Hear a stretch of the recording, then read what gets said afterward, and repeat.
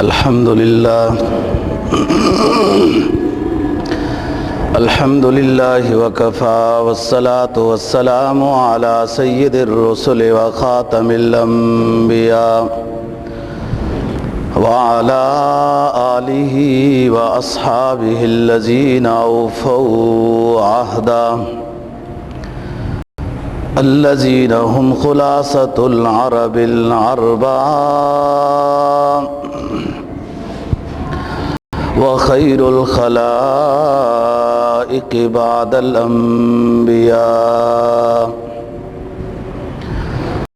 أما بعد فأعوذ بالله من الشيطان الرجيم. بسم الله الرحمن الرحيم. والذين صبروا ابتغاء وجه ربهم وأقاموا الصلاة وأنفقوا مما رزقناهم سرا وعلانية ويدرؤون بالحسنة السيئة أولئك لهم عقبى الدار. قال النبي صلى الله عليه وسلم الصبر عند صدمة الأولى. صدق الله العظيم وصدق رسوله النبي الأمي الكريم ونحن على ذلك لمن الشاهدين والشاكرين والحمد لله رب العالمین. سورہ دہر کی ایک آیت کریمہ اور جناب نبی پاک صلی اللہ علیہ وسلم کا ارشاد تلاوت کیا ہے، جس کے اندر اولو الالباب کی صفات کا ذکر ہے. گزشتہ جمعے پر اولو الالباب کی 5 صفات کا ذکر ہوا تھا، اور آج کی گزارشات میں اولو الالباب کی 4 صفات کا ذکر ہے. فرمایا والذین صبروا ابتغاء وجہ ربہم. چھٹی صفت عقل مند لوگوں کی یہ ہے کہ وہ صبر کرتے ہیں اپنی رب کی رضا تلاش کرنے کے لیے. وَأَقَامُوا الصَّلَاةَ. اور 7ویں صفت یہ ہے کہ نماز کے پابند ہیں. وَأَنفَقُوا مِمَّا رَزَقْنَاهُمْ سِرًّا وَعَلَانِيَةً. اور 7ویں صفت یہ ہے کہ اللہ کے راستے میں انفاق فی سبیل اللہ کرتے ہیں، اعلانیہ بھی اور خفیہ بھی. وَيَدْرَؤُونَ بِالْحَسَنَةِ السَّيِّئَةِ. اور آخری صفت یہ ہے کہ یہ برائی کو بھلائی سے دور کرتے ہیں.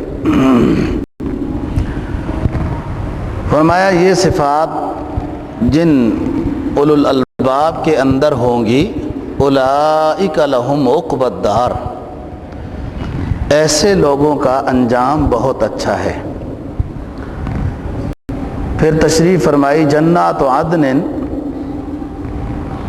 کہ ہمیشگی کے باغات ہوں گے ایسے نیک لوگوں کے لیے. تجری من تحتها الانہار، جن میں نہریں جاری ہوں گی، ہمیشہ اس میں رہیں گے. وَمَنْ صَلَحَ مِنْ آبَائِهِمْ وَذُرِّيَّاتِهِمْ وَأَزْوَاجِهِمْ. اور ان اولو الالباب نیک بندوں کی اولاد میں سے بھی جو ایمان والے ہیں، اور ان کے بیویاں اور ان کے والدین، ان کو بھی ہم ان کے ساتھ ملا دیں گے جنت کے اندر. کیونکہ جنتی کو جنت میں پورا سکون چاہیے، تب وہ نعمت مکمل ہے۔ تو جس جنتی کے اہل و عیال، والدین، رشتہ دار وہ ایمان والے ہیں لیکن اعمال کے اعتبار سے کمزور تھے، تو اس جنتی کو خوش کرنے کے لیے اللہ تعالیٰ اس کے رشتہ داروں کو بھی اس کے ساتھ جنت میں داخل کر دیں گے۔ وَمَنْ صَلَحَ مِنْ آبَائِهِمْ وَأَزْوَاجِهِمْ وَذُرِّيَّاتِهِمْ۔ تو آج 4 صفات کا ذکر کرنا ہے جن کا مختصر مفہوم آپ نے سنا۔ جو حدیث تلاوت کی اس میں جناب نبی پاک صلی اللہ علیہ وسلم کا فرمان ہے، الصبر عند الصدمۃ الاولی، جیسے کوئی پریشانی آئے فوراً اس پر صبر کرے تو اس صبر پر ثواب ہے۔ ویسے تو ہر پریشانی کچھ دنوں کے بعد اس پر صبر خود بخود ہو ہی جاتا ہے۔ صبر جو اجر کا سبب بنتا ہے وہ جیسے پریشانی آئے اس پر صبر کرنے سے ثواب ملتا ہے۔ اور یہ حدیث جو الصبر عند صدمۃ الاولی، یہ جناب کا فرمان ایک خاص موقع پر ہوا تھا۔ ایک غزوے میں کچھ مجاہدین شہید ہو گئے اور شہداء کی شہادت کی خبر وہ ان کے لواحقین کو، اقربا کو پہنچ گئی۔ آپ ایک طرف تشریف لا رہے تھے کہ راستے میں ایک عورت رو رہی تھی، اپنے کسی عزیز کی شہادت کی خبر سن کر۔ تو آپ نے فرمایا کہ صبر کرو، اللہ اجر دیں گے۔ اس خاتون نے نبی پاک صلی اللہ علیہ وسلم کو نہیں پہچانا، وہ نیچے سر کر کے رو رہی تھی اور کچھ جملے غم کے اظہار کے بول رہی تھی جو خلاف شرع نہیں تھے، لیکن پھر بھی ایسے موقع پر عزیمت پر عمل کرنا کہ صبر کرو، نہ رو اور ایسے جملے بولو تو زیادہ انعام ہے۔ جب آپ نے اس عورت کو یہ فرمایا کہ صبر کرو اللہ اجر دیں گے، اس نے دیکھا نہیں تھا، کہنے لگی کہ صبر کا درس دیتے ہیں، اگر آپ لوگوں کا کوئی مرا ہوتا تو پھر پتہ چلتا کہ غم کتنی بڑی چیز ہے۔ یہ اس عورت نے جملہ آگے سے بولا، صحابیہ تھی۔ آپ تو جس مقصد کے لیے جا رہے تھے تشریف لے گئے، پیچھے سے اس عورت کو کسی نے سمجھایا کہ آپ نے تو بہت بے ادبی کر دی ہے، یہ جو صبر کا حکم دیا تھا یہ رسول اللہ صلی اللہ علیہ وسلم نے حکم دیا تھا۔ وہ پریشان ہو گئی اور پریشان ہونے کے بعد سیدھی حضرت کے خدمت میں حاضر ہو گئی، معذرت کی اور کہنے لگی کہ مجھے حضرت اندازہ نہیں ہوا کہ آپ تھے اور میں نے ایسا جملہ بول دیا ہے۔ تو آپ نے فرمایا کہ ہے نا، وہ کہنے لگی اب میں صبر کرتی ہوں، میں نے اس وقت آپ کو پہچانا نہیں تھا، معذرت چاہتی ہوں اس جملے پر۔ تو آپ نے ارشاد فرمایا کہ نہیں، الصبر عند صدمۃ الاولی، جیسے غم آیا تھا اس وقت انا للہ و انا الیہ راجعون پڑھنا ہے اور اللہ کی رضا پر راضی رہنا ہے، اس صبر پر انعام ہے۔ اب تو آپ کو ساری حقیقت پتہ چل گئی اور اپنا غم کا اظہار بھی کر چکی ہے، اب صبر پر وہ ثواب نہیں ہے۔ تو یہاں چھٹی صفت جو نیک لوگوں کی بیان ہوئی، فرمایا والذین صبروا ابتغاء وجہ ربہم، یہ نیک لوگ اللہ کی رضا کو تلاش کرنے کے لیے صبر کرتے ہیں۔ اور یہ صبر اتنا جامع لفظ ہے عربی زبان کا کہ اس میں تقریباً پوری شریعت ہی آ جاتی ہے، ایمان سے لے کر آخری دم تک قبر میں جب اتار دیا جاتا ہے، اسلام کی تمام تعلیمات کا لب لباب اور مقصد ہی صبر ہے۔ صبر کے ساتھ ہی سب منزلیں طے ہوتی ہیں۔ بعض مفسرین نے صبر کی اقسام بھی لکھی ہیں کہ موٹی موٹی صبر کی 3 قسمیں ہیں۔ الصبر علی الطاعہ، الصبر علی المصائب، الصبر عن المعصیہ۔ نیکی پر صبر کرنا، یعنی نیکی کرنے کا دل نہیں چاہ رہا تو نفس کو مجبور کر کے نیکی کرنا، یہ صبر علی الطاعہ ہے، بندگی پر صبر۔ اس کا تجربہ صبح کی نماز میں ہوتا ہے کہ دل چاہتا ہے انسان سویا رہے، اور اس وقت نیند بھی صحیح جوانی پر ہوتی ہے۔ اب یہ بندگی پر صبر ہے کہ یہ اٹھ گیا، وضو بنایا اور نماز با جماعت کے لیے روانہ ہوا، یہ الصبر علی الطاعہ ہے، بندگی پر صبر۔ اور بھی کسی نیکی کا دل چاہ رہا ہے تو کچھ رکاوٹ بھی آ رہی ہے، اب رکاوٹ کا مقابلہ کر رہا ہے اور اس بندگی کو بجا لا رہا ہے، یہ صبر علی الطاعہ ہے۔ بعض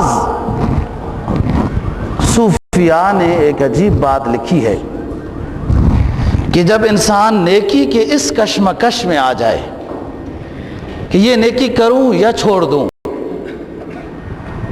اگر وہاں پر وہ شخص وہ نیکی کر گزرتا ہے تو وہ ولایت کے درجے میں داخل ہو رہا ہے، یعنی اس مرحلے میں کہ آج یہ نفل پڑھ لوں یا نہیں، اتنی تلاوت کر لوں یا نہیں، یا یہ انفاق فی سبیل اللہ کر لوں یا نہیں۔ اور مباح ہے، دونوں کام جائز ہیں اس کے لیے کہ وہ نوافل اور مستحبات کے معاملے میں اس کا دل کشمکش ہے، اور وہ نیکی کر گزرتا ہے تو وہ ریاضت کے درجے میں داخل ہو چکا ہے، بس اسی مجاہدے پر عمل کرے۔ اور یہ مرحلہ ہر انسان پر آتا ہے کہ یہ آج کر لوں نیکی یا نہیں۔ اب سستی پر عمل کیا تو وہ دوسری جماعت میں داخل ہو گیا ہے، اور اگر اس نیکی کو کر گزرا ہے تو یہ نیک لوگوں کی جماعت میں داخل ہونا شروع ہو گیا ہے۔ حضرت تھانوی رحمہ اللہ تعالیٰ کا ایک عجیب مقولہ ہے، اسی نسبت سے کہ نیکی کو چھوڑنا نہیں چاہیے۔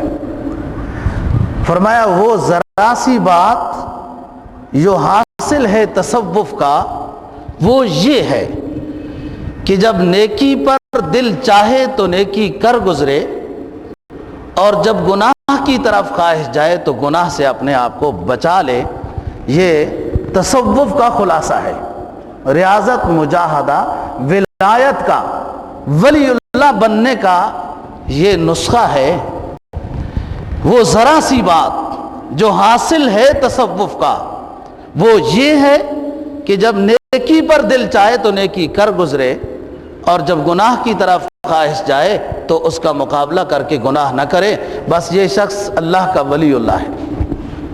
یہ تھوڑی سی بات، وہ یہ خود ان کا جملہ ہے، وہ ذرا سی بات جو حاصل ہے تصوف کا۔ معاشرے میں ایک جملہ بولا جاتا ہے کہ نیکی کے کام میں تاخیر نہیں کرنی چاہیے۔ یہ صحیح جملہ ہے، شریعت کی مفہوم کی مناسبت کے ساتھ بولا جا رہا ہے، اور یہ اچھی بات ہے کہ جب نیکی کا ارادہ ہو تو اس میں تاخیر نہیں کرنی چاہیے۔ یہی وجہ ہے زکوٰۃ کے مسئلے میں اور حج کے مسئلے میں جو اکثر محدثین کا مسلک ہے وہ یہ کہ تاخیر نہیں کرنی چاہیے. جیسے حج فرض ہو جائے یا زکوٰۃ فرض ہو جائے تو بے شک تاخیر سے ادا کرے تو ادا ہو جائے گا. حج بھی دیر سے ادا کیا فرض تو حج فرض ادا ہو جائے گا، لیکن تاخیر گناہ ہے کہ وہ نیکی کے کام میں تاخیر ٹھیک نہیں.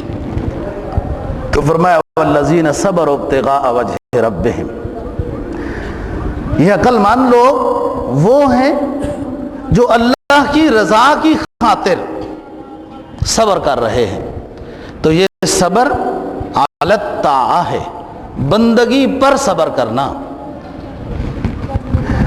میں نے یہ بتایا ہے کہ ایمان سے لے کر حالت نزع تک جتنی اسلامی تعلیمات اس مومن بندے کے ساتھ متعلق ہیں ان سب کا مرکزی نقطہ وہ صبر ہی ہے. ایمان پر بھی صبر ہے، عبادات پر بھی صبر ہے، معاشرے میں بھی صبر ہے، حقوق العباد میں بھی صبر ہے، اور بیماری کے وقت بھی صبر ہے، جان نکلتے وقت بھی صبر ہے کہ اگر اس وقت بھی غلط جملہ بول دیا تو پوری زندگی کی کمائی ضائع ہو جائے گی. اس وقت بھی حکم ہے صبر کے ساتھ اچھا جملہ بولے اور اللہ کے فیصلے پر راضی رہے. جو بھی دنیا میں آیا ہے وہ رہنے کے لیے نہیں آیا، سب چلے گئے ہیں. یہ پہلے سے اپنے آپ کو منوا کے رکھے، اپنے دل و دماغ کو راضی کر کے رکھے کہ جو بھی آیا ہے اس نے جانا ہے اور میں نے بھی جانا ہے. لہذا اس وقت گلے شکوے کی بات ہی نہیں ہے. والذین صبروا ابتغاء وجہ ربہم، پہلی صفت صبر کی پہلی قسم الصبر علی الطاعہ. دوسری ہے صبر علی المصائب، مصیبت پر صبر. انسان کے ساتھ خوشی اور مصیبت یہ دونوں چیزیں لازم ہیں. ہمیشہ خوشیاں بھی نہیں رہتی اور ہمیشہ غم بھی نہیں رہتے. قرآن نے چوتھے پارے میں بتایا ہے نا وَتِلْكَ الْأَيَّامُ نُدَاوِلُهَا بَيْنَ النَّاسِ، ہم یہ دن اور رات لوگوں پر پھیر پھیر کر لاتے ہیں، پھیر پھیر کر لاتے ہیں. کبھی خوشی دے دیتے ہیں اور کبھی غم دے دیتے ہیں اور پھر دونوں مرحلوں میں آزماتے ہیں. اور یہ ایسا اللہ تعالیٰ کا طریقہ ہے کہ اس طریقے سے انبیاء بھی مستثنا نہیں ہیں. بدر میں فتح دے دی، احد میں تھوڑی سی شکست دے دی، حنین اور فتح مکہ میں فتح دے دی، اور موتا میں بڑے بڑے صحابہ کرام کو شہید کرا دیا. یہ خوشی اور غم یہ اللہ تعالیٰ کی طرف سے انسان کے ساتھ لازمی طور پر متعلق ہیں اور اس سے نبی بھی مستثنا نہیں ہے. پھر اس میں دیکھا جاتا ہے کہ خوشی میں کس کو پکارا، غم میں کس کو پکارا ہے. اور غم میں اللہ کو پکارنا یہ کوئی کمال نہیں ہے. خوشی میں اللہ کو پکارنا یہ نیک اور کمال لوگوں کی بات ہے. غم میں، مصیبت میں، اور کشتی جب بھنور میں پھنس جائے سمندر کی موجوں میں تو مشرکین مکہ بھی اللہ کو یاد کرتے تھے. فرمایا الم تر ان الفلک تجری فی البحر بنعمت اللہ لیریکم من آیاتہ ان فی ذلک لآیات لکل صبار شکور. میری نعمتوں میں سے اس نعمت کو بھی دیکھ کہ میں اتنی بڑی کشتی کو، سفینے کو، سمندری کشتیوں اور جہازوں کو پانی کے پیٹ پہ کیسے چلاتا ہوں، اور پھر اس پہ سفر کرنے والے صبر کرتے ہیں. اور مشرکین مکہ کی کشتی بھی جب بھنور میں پھنس جاتی ہے تو دعوا اللہ مخلصین لہ الدین، پھر وہ بھی موجوں میں پھنسی ہوئی کشتی میں مکین جو بیٹھے ہوئے مسافر ہیں، وہ مکہ کے مشرک میرے پیغمبر کو پتھر مارنے والے، بتوں کے سامنے جھکنے والے بھی جب کشتی ان کی موجوں میں پھنس جاتی ہے تو انہیں پتا ہے کہ لات و منات نہیں بچا سکتے، دعوا اللہ مخلصین لہ الدین، خالص اللہ کو پکارتے ہیں وہ بھی۔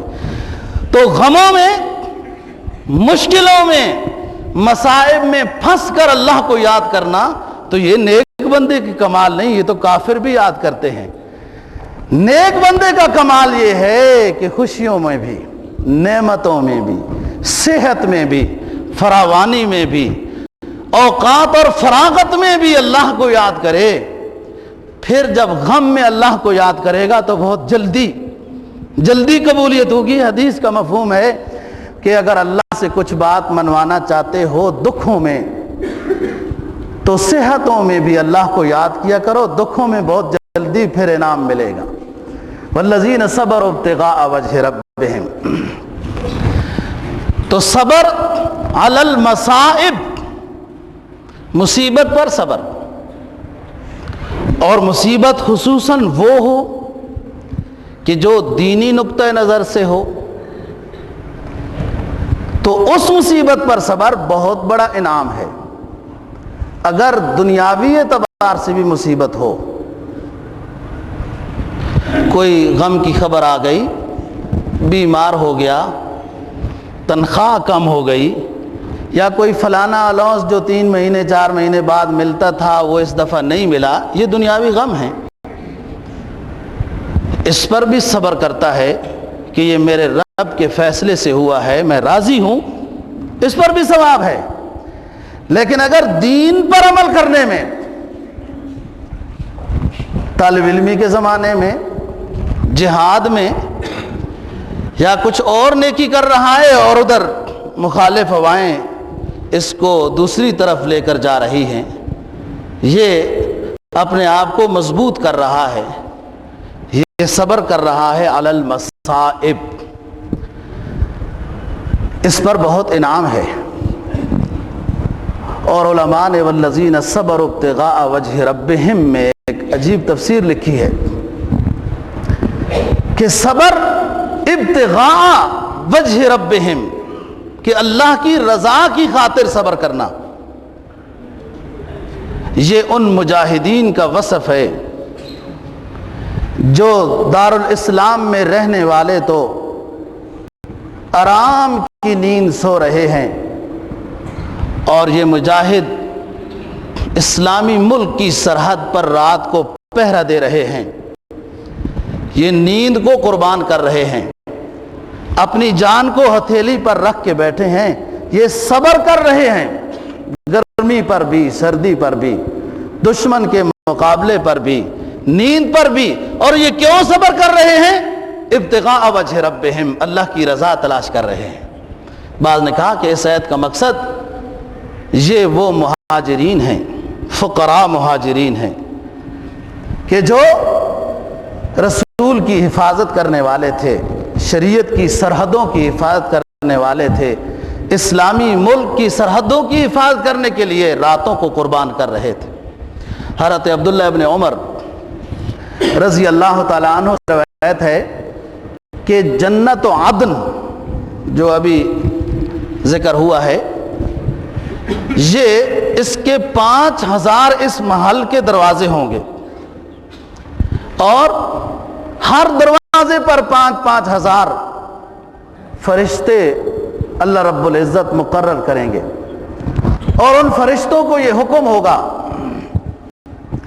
کہ جب میرے بندے داخل ہوں گے تو ان کو تم نے سلام کرنا ہے۔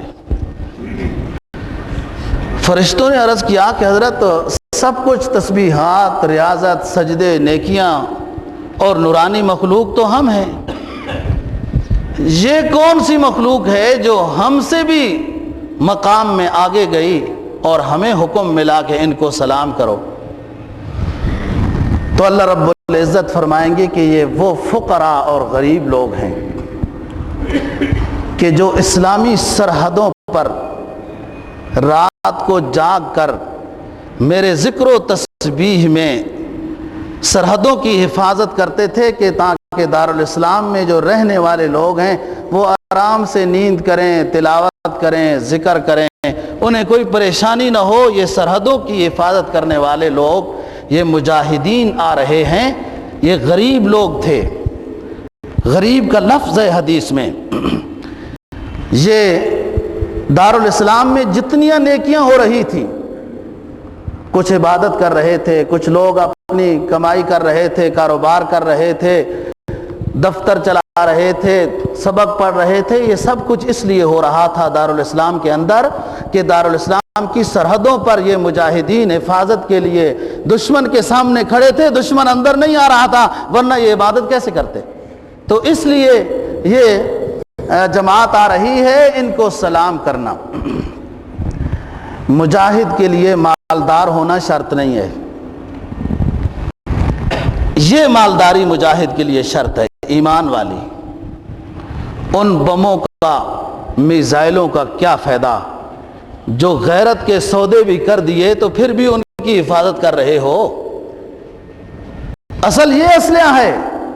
اور حدیث میں غریب فقراء مجاہدین کا لفظ ہے کہ یہ جنت کے دروازوں پہ داخل ہو رہے ہیں، فرشتوں ان کو سلام کرو کہ یہ تمہارا اچھا گھرانہ ہے، اچھی جگہ اللہ نے تمہیں عطا کی ہے، فیصلے فتح و شکست سے تو اوپر سے ہونے ہیں، مجاہد کی ذمہ تو وستبق الباب، دوڑ کر دروازے تک جانا ہے۔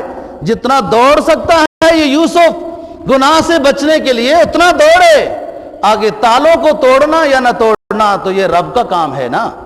تو مجاہد اخلاص کے لیے، اپنے اسلام کی، شریعت کی، اپنے ملک کی حفاظت کے لیے نکلے اور غربت کے ساتھ نکلے، بے شک یہ انعام ہے۔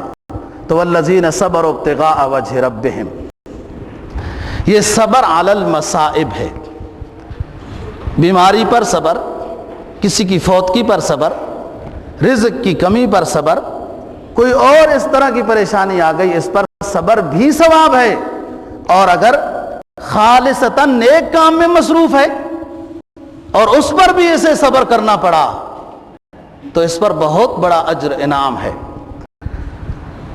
اور تیسری قسم صبر کی، الصبر عن المعصیہ، گناہوں سے بچنے پر صبر، یہ بھی نیکی ہے کہ ایک گناہ سامنے ہوا اور کوئی رکاوٹ نہیں ہے، یہ شخص وہ گناہ کر سکتا ہے، لیکن صرف اس لیے نہیں کر رہا کہ اللہ تعالیٰ ناراض ہوں گے، صبر کر رہا ہے، گناہ نہیں کر رہا۔ تو گناہوں سے بچنے پر صبر، یہ بھی بہت بڑا انعام ہے۔ علماء نے لکھا ہے یہ شخص اللہ کی رضا کی خاطر گناہ سے بچے، پھر جس وقت مرضی ہے اللہ سے دعا مانگے، اس نیکی کو واسطہ بنائے، یہ مستجاب الدعوات شخص ہے۔ جب اللہ سے چاہے، اپنی دعا کرے اور مانگے اللہ سے کہ یا رب فلاں گناہ میں کر سکتا تھا، میرے لیے کوئی رکاوٹ نہیں تھی، صرف آپ کے خوف و خشیت کی خاطر میں نے وہ گناہ نہیں کیا ہے، لہٰذا اس نیکی کی برکت سے میرا یہ کام کر دے، یہ مستجاب الدعوات شخص ہے۔ اس کے بدلے میں یہ شخص دعا کرے، اللہ تعالیٰ قبول کریں گے۔ مشہور واقعہ تنبیہ الغافلین نے میں لکھا ہے کہ ایک شخص چھوٹا سا ایسے کچھ کاروبار کرتا تھا، بیچتا تھا، ایک محل میں پہنچ گیا، ایک عورت نے بلایا کہ میں وہ چیز خریدنا چاہتی ہوں، وہ چلا گیا، لیکن اس عورت نے اس کو دعوت دی گناہ کی اور کوئی بھی نہیں تھا، اس نے انکار کیا، اس نے آگے سے دھمکی دی، وہ کوئی بڑی گھرانے کی عورت تھی، اس نے کہا چلو آپ تیاری کرو میں بھی آتا ہوں۔ یہ گھر کی چھت پہ گیا اور وہاں سے چھلانگ لگا دی کہ یا رب گناہ سے بچنے کی خاطر میں اپنے آپ کو تیرے حوالے کر رہا ہوں، اللہ نے فرشتے کو حکم دیا کہ اس کو اپنے پروں میں لے کے نیچے آرام سے اتار دے۔ یہ گھر پہنچا تو وہ چیزیں تو کچھ بکی نہیں، وہ ساری پونجی تو ادھر رہ گئی تھی نا۔ عورت نے کہا کھانا کیا کھائیں گے؟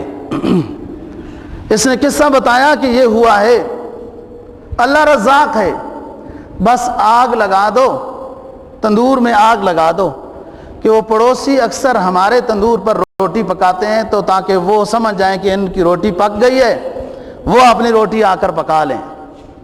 تھوڑی دیر کے بعد پڑوس کی وہ خاتون آئی اور اس نے یہ دیکھا منظر تو ان کو آواز دی کہ آپ کے تندور میں روٹیاں ساری پک چکی ہیں، آؤ روٹیاں اتارو۔ انہوں نے تو صرف آگ لگائی تھی، وہ جنت سے روٹیاں اتر گئی ہیں، اور یہ دونوں سو رہے تھے اور خواب میں اللہ رب العزت ان کو جنت کا دیدار کرا رہے تھے، اس کی آواز سے یہ جاگے۔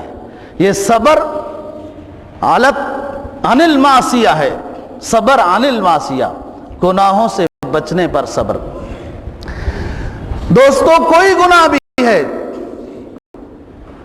ممکن ہے کسی گناہ پر تھوڑا سا سرور ہو، مزہ ہو، لیکن گناہ کے بچنے پر اتنا سرور ہے کہ وہ دائمی ہے۔ گناہ کرنے پر چند منٹوں کا ہو سکتا ہے کسی فاسق و فاجر کو کچھ سرور ہو،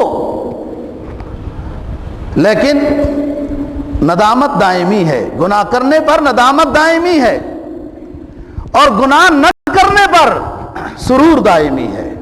اللہ کی رضا ہے نا، وہ دیکھ رہا ہے۔ تو فرمایا والذین صبروا ابتغاء وجہ ربہم، دین نام سارا ہی صبر ہے۔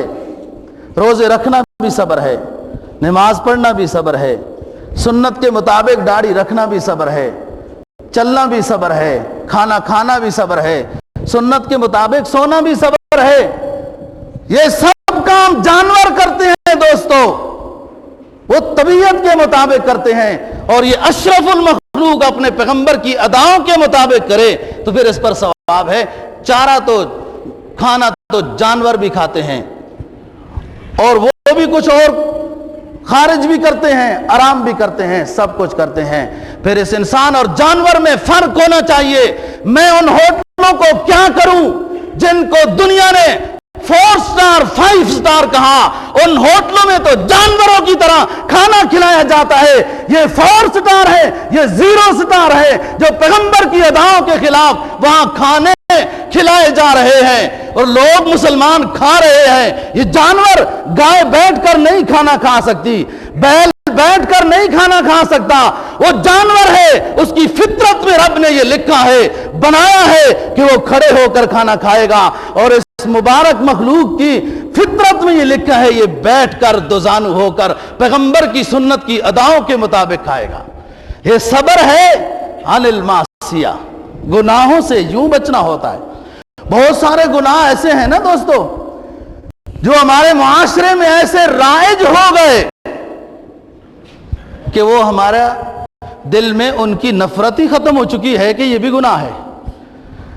تو یہ تو کسی کے قریب آئے گا شریعت کے، قرآن کے، حدیث کے، پھر پتہ چلے گا۔ فرمایا نا اقبال نے کہ صدق خلیل بھی ہے عشق، صبر حسین بھی ہے عشق، معرکہ تبوک و یرموک بدر و حنین بھی ہے عشق، اور صبر اسماعیل بھی ہے عشق، انتہائے حسین بھی ہے عشق۔ یہ تمام شریعت کی کتاب ایمان والے کو یہ دستک دے رہی ہے کہ غار حرا سے سوچ کر حجرہ عائشہ تک سوچتا چلا، میرے پیغمبر کی ابتدا نبوت کی غار حرا سے ہوئی، اور جبرائیل نے پسلیاں دبائیں، جب درد ہوا تو حکم ہوا پیغمبر ہماری وحی کی تعلیمات کے قبول کرنے میں ہمارا انداز یہ ہے کہ صبر کرنا ہوگا. اور جب حجرہ عائشہ میں کائنات کے سب سے بڑے انسان کا روح علیین کی طرف رواں دواں ہے تو اس پر بھی درس دیا جا رہا ہے اپنی قوم کو، اپنے صحابہ کو نماز کا خیال کرنا. اور میں اپنے رفیق اعلیٰ سے مل رہا ہوں. انما یوفی الصابرون اجرهم بغیر حساب. جو دینی راہوں میں صبر کر کے چلتے ہیں پھر ہم انہیں اجر دینے میں گنتیاں نہیں کرتے، بغیر حساب کے انہیں دیا کرتے ہیں. فرمایا والذین صبروا ابتغاء وجہ ربہم. صبر کی تینوں قسمیں بیان کر دی. دوستو تھوڑا سا تنہائی میں بیٹھ کر سوچا کرو. ایک حدیث میں جناب نبی پاک صلی اللہ علیہ وسلم کا فرمان ہے، کسی صحابی کو ہدایت دی کہ جب تو پریشان ہو جائے الگ بیٹھ جایا کر تنہائی میں اور اپنے دل سے پوچھا کر سیدھی راہ. فَإِنَّهُ أَفْتَى بِكَ. تیرا دل تیرا سب سے بڑا مفتی ہے، تو اس سے پوچھا کر تجھے سیدھی راہ دے گا. تنہائی میں بیٹھ کر کبھی سوچنا چاہیے، یہ شریعت کا حکم ہے کہ میری کتنی زندگی ہے، کتنی گزر چکی ہے، آنے والی کا علم نہیں ہے، اور جو گزر چکی ہے وہ کیسی گزری ہے. میں نے کتنے کام شریعت کے خلاف کیے، نبی کی سنت کے خلاف کیے، ان کے خلاف کرنے پہ مجھے فائدہ کتنا ہوا ہے. دنیاوی فائدہ ہی سوچ لے. مجھے تو ایسا کوئی دفتر نہیں پتا کہ جو داڑھی منڈانے والوں کو تنخواہ زیادہ دیتا ہو، داڑھی رکھنے والوں کو کم دیتا ہو. میرے علم میں تو ایسا کوئی دفتر نہیں ہے. میرا خیال یہ ہے کہ اگر خالص اللہ کی رضا کے لیے ہو تو ہر جگہ میں سلام علیکم بما صبرتم فنعم عقبی الدار. تنہائی میں بیٹھ کر دوستو، اور خصوصاً وہ کہ جن کے بالوں میں چاندنی آ چکی ہے، اب یہ دوبارہ کالے نہیں ہوں گے، وہ تنہائی میں بیٹھ کر ذرا سوچے کتنی زندگی گزر چکی ہے اور کتنے کام میں نے گناہ کے کیے، خلاف سنت، ان پر مجھے فائدہ کیا ہوا. یہ دل یہ ایک چیز بتائے گا کہ فائدہ نہیں ہوا، نقصان ہوا ہے.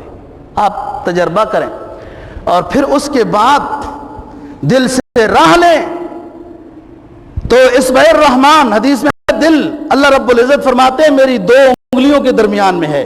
جب دل سے اللہ کی راہ پوچھیں گے تو یہ دل خود بتائے گا کہ سب خوبیاں میں نے اپنے پیغمبر کے طریقے میں رکھی ہیں، جو جتنی خوبیاں حاصل کرنا چاہتا ہے کر لے. والذین صبروا ابتغاء وجہ ربہم. چھٹی صفت یہ بیان ہوئی. اور 7ویں صفت اقاموا الصلاۃ. اولو الالباب، نیک لوگ وہ ہیں کہ جو عقل مند لوگ وہ ہیں جو نماز کے پابند ہیں. نماز کی پابندی جماعت کے ساتھ یہ ایمانی حصہ ہے.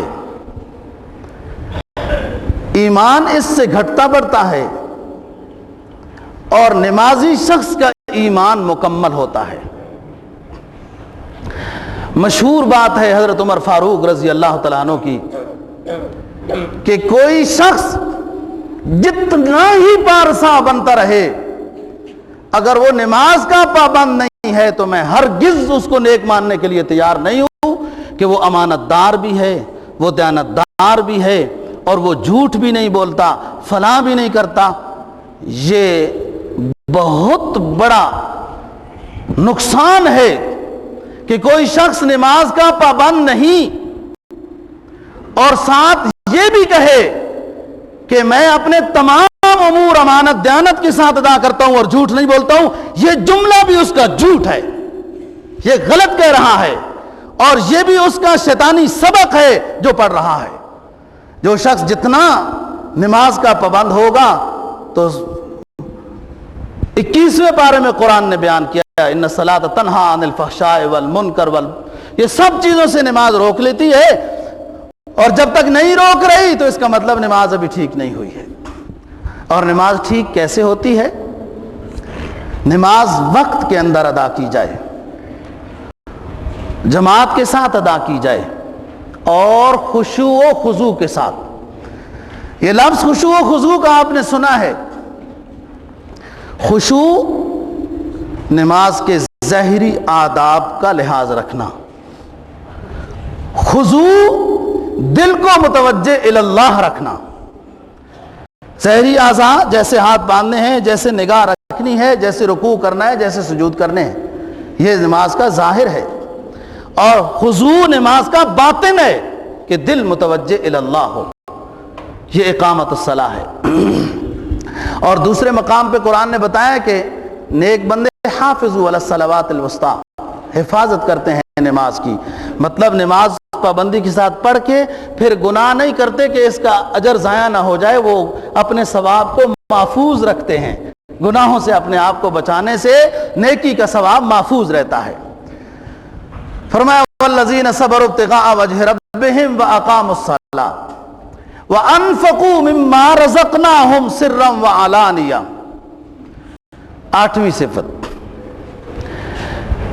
کہ اللہ کے راستے میں جو ہم نے دیا ہے، یہ عجیب اللہ تعالیٰ کا طرز تکلم ہے قرآن پاک میں، کہ جہاں کہیں بھی انفاق فی سبیل اللہ کی بات آئی تو اللہ تعالیٰ یوں فرماتے ہیں مما رزقناہم، جو ہم نے ان کو دیا ہے، ہم نے، تاکہ اس کی وہ انا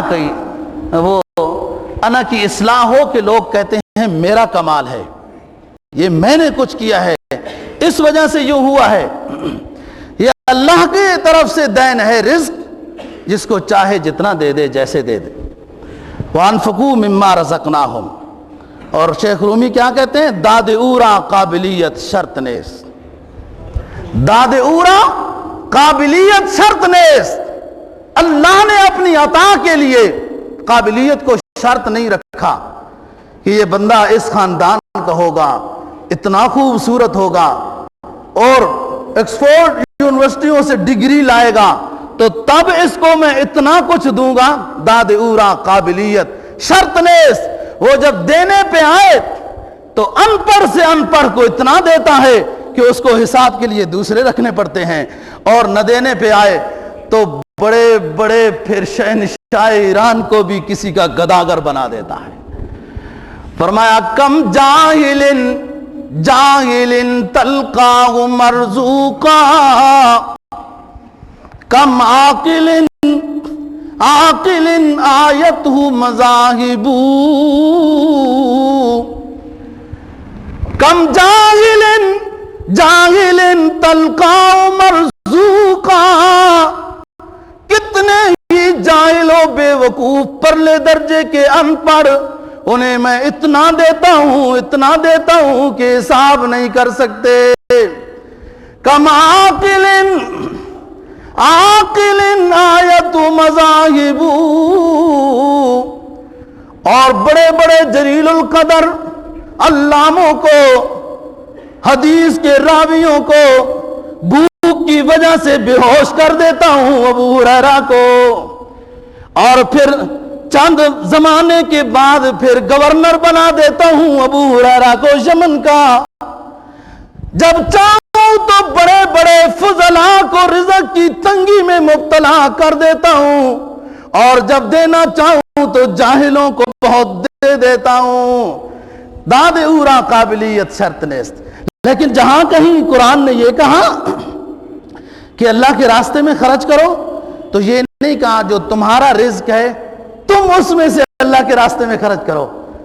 پورے قرآن میں عجیب طرز ہے، مما رزقناہم، جو ہم نے تمہیں دیا ہے اس میں سے خرچ کرو، ہم نے تمہیں دیا ہے۔ یہ اصلاح ہو رہی ہے غرور اور تکبر کی، ہم نے جو تمہیں دیا اس میں سے خرچ کرو، سرم و علانیہ، خفیہ بھی اعلانیہ بھی۔ اس کی دو تفسیریں ہیں۔ علماء نے لکھا ہے کہ جب اعلانیہ چندہ ہو تو اعلانیہ دینا سنت ہے، جیسے رسول اللہ صلی اللہ علیہ وسلم چادر بچھاتے تھے مسجد نبوی میں مسجد کی تعمیر کے لیے یا غزوات کے لیے، اور پھر عورتوں کے لیے خود تشریف لے جاتے تھے اور چادر بلال اٹھاتے تھے۔ یہ بلال حضرت کے وزیر خزانہ ہیں۔ آپ حضرت بلال رضی اللہ تعالیٰ عنہ کی تاریخ پڑھیں نا، یہ حضرت کے وزیر خزانہ ہیں۔ وہ بیت المال کے گندم وندم وہ الگ بات ہے، لیکن مہمانوں کی خدمت گاری کا پیسہ حضرت بلال کے پاس ہوتا تھا۔ تو جب عورتوں کی طرف چندہ کرنے کے لیے گئے تو حضرت کی چادر کو بلال نے پکڑا۔ تو یہ اجتماعی چندہ جب ہو اس میں اعلانیہ دینا سنت ہے، اور جب کسی کی ویسے مدد کرنا ہو تو خفیہ دینا سنت ہے کہ اس کی شخصیت مجروح نہ ہو۔ کسی غریب کو دینا چاہتے ہیں، خفیہ دینا اچھی بات ہے۔ یہ ایک تفسیر ہے۔ اور دوسری تفسیر یہ ہے کہ صدقات واجبہ اور زکوٰۃ یہ اعلانیہ دینی چاہیے، اس نیت کے ساتھ کہ دوسروں کو ترغیب ہو۔ کہے اپنے دفتر میں کہ آج میری زکوٰۃ نکالنے کا دن ہے حضرت، مجھے 2-3 گھنٹے چاہیے، چھٹی کے لیے گھر جا رہا ہوں، اس نیت کے ساتھ کہ تاکہ یہ جو سن رہے ہیں ان کو بھی زکوٰۃ نکالنے کی ترغیب ہو جائے، یہ سنت ہے۔ صدقات واجبہ اور زکوٰۃ اعلانیہ نکالیں، عام صدقات خفیہ ہوں، یہ دوسری تفسیر ہے۔ فرمایا وَأَنفِقُوا مِمَّا رَزَقْنَاهُمْ سِرًّا وَعَلَانِيَةً، یہ اللہ کے راستے میں خرچ کرتے ہیں، اعلانیہ بھی اور خفیہ بھی، یہ اولو الالباب۔ وَيَدْرَؤُونَ بِالْحَسَنَةِ السَّيِّئَةَ، آخری صفت، یہ برائی کو دور کرتے ہیں بھلائی کے ساتھ۔ یہ بہت اونچی بات ہے۔ کوئی کسی کو ایک آدھ جملہ کہہ دے نا تو وہ دوسرا کہتا ہے کہ ہم کوئی اتنے کمزور خاندان کے ہیں، ہم اس سے بڑھ کر یہ جملہ بول کر رہیں گے۔ یہ جہالت ابھی اس کے دل میں مشرکین مکہ کی ہے۔ اسلام کی نورانیت نہیں آئی۔ اسلام کی نورانیت تو یہ ہے کہ پتھر مارنے والوں کو دعا دینی ہے۔ اس مقام پہ جب یہ مومن آئے گا تو اولو الالباب ہوگا۔ ایک تفسیر تو یہ ہے کہ کوئی برا بھلا کہتا ہے، خیال نہیں کرتا ہے، اس کی غیبت کرتا ہے، اس کے ساتھ یہ اچھائی سے پیش آتا ہے، تعریف کرتا ہے۔ اور دوسری تفسیر یہ ہے کہ جیسے برائی ہو گئی، مومن بندے سے غلطی ہو جاتی ہے، جیسے برائی ہو گئی فوراً نادم ہوا، فوراً نادم ہو کر نیکی کرنا شروع ہو گیا کہ یا اللہ میرے اس گناہ کو معاف کر دے۔ یہ یدرؤون بالحسنۃ السیئہ، اپنے گناہ کو نیکی سے مٹا رہا ہے، اور اس کو قرآن نے بیان کیا۔ فرمایا انما التوبۃ علی الذین یعملون السوء بجہالہ ثم یتوبون من قریب فاولئک یتوب اللہ علیہم وکان اللہ غفورا رحیما۔ جب کسی سے ناواقفی کی وجہ سے خطا ہو گئی، ثم یتوبون من قریب، پھر فوراً شرمندہ ہوا، نادم ہوا، اللہ کے در پہ جھکنے کے لیے آ گیا، ہم اس کی توبہ کو قبول کر لیتے ہیں۔ من یعمل سوءا او یظلم نفسا ثم یستغفر اللہ یجد اللہ غفورا رحیما۔